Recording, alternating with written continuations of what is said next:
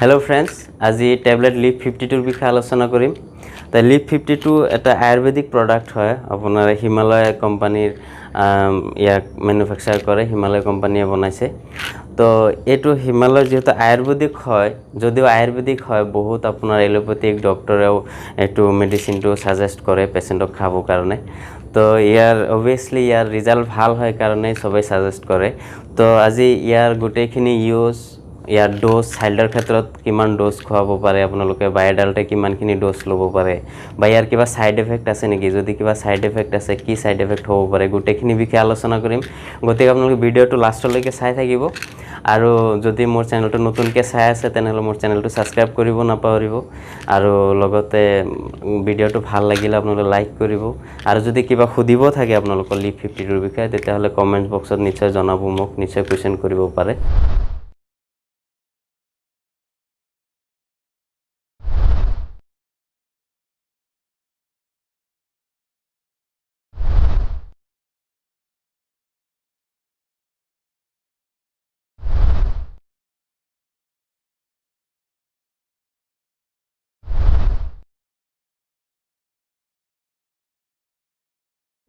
তো ফাৰ্ষ্টত আপোনালোকক কৈ থওঁ যে লিভাৰটো হৈছে আপোনালোকৰ ডাইজেষ্টিভ ছিষ্টেমৰ এটা প্ৰধান পাৰ্ট হয়, আপোনালোকৰ এটা প্ৰধান অংশ হয় লিভাৰটো। গতিকে লিভাৰটো যদি আপোনালোকৰ লিভাৰ ফাংচনিংটো যদি উইক হয় তেতিয়াহ'লে আপোনাৰ গোটেই ডাইজেষ্টিভ ছিষ্টেমৰ ওপৰত ডাইজেষ্টিভ ছিষ্টেমটোৱে গড়বড় হৈ যায়। যেনেকুৱা আপোনাৰ লেট্ৰিন ক্লিয়াৰ নোহোৱা, যিটো আপোনালোকৰ কনষ্টিপেশ্যন হয়।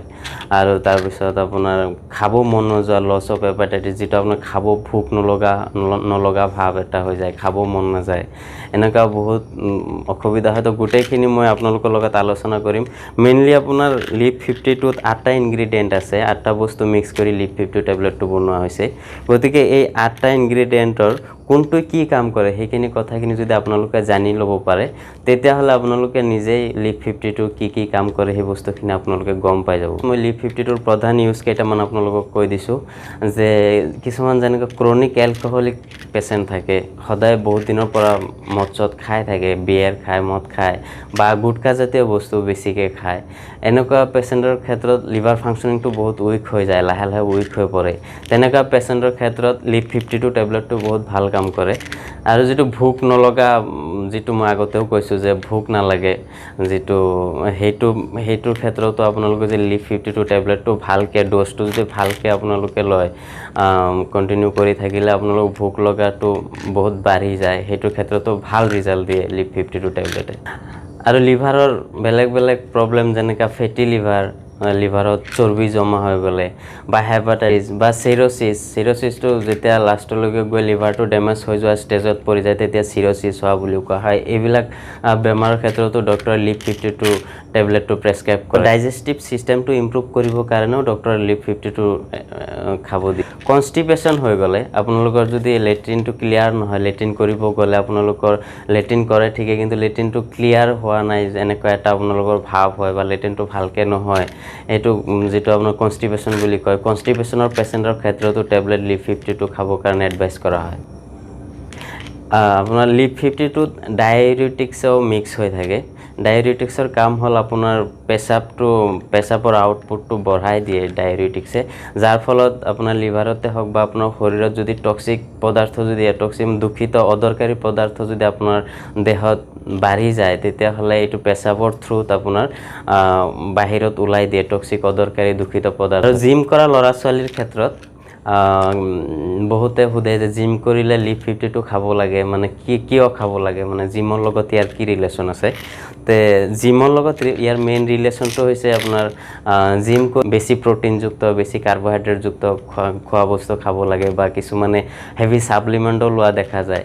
গতিকে এই হেভি ফুডছখিনি বা হেভি ছাপ্লিমেণ্টখিনিয়ে যাতে আপোনাৰ ডাইজেষ্টিভ ছিষ্টেমটো গড়বড় কৰিব নোৱাৰে, যদি উইক কৰিব নোৱাৰে, যাতে কোনো নষ্ট কৰিব নোৱাৰে, সেইটো কাৰণত আপোনাৰ ডাইজেষ্টিভ ছিষ্টেমটো, লিভাৰ ফাংচনিংটো ষ্ট্ৰং কৰি ৰাখিবৰ কাৰণে আপোনালোকক লিপ 52 টেবলেটটো এডভাইচ কৰা হয়। একচুৱেলি এজ আৰু ৱেইটৰ ওপৰত সদায় ড'জটো নিৰ্ভৰ কৰে। গতিকে আপোনালোকে ড'জটো সদায় যদি আপোনালোকে লয়, আপোনালোকৰ ডক্টৰক কনচাল্ট কৰি সদায় ড'জটো ল'ব।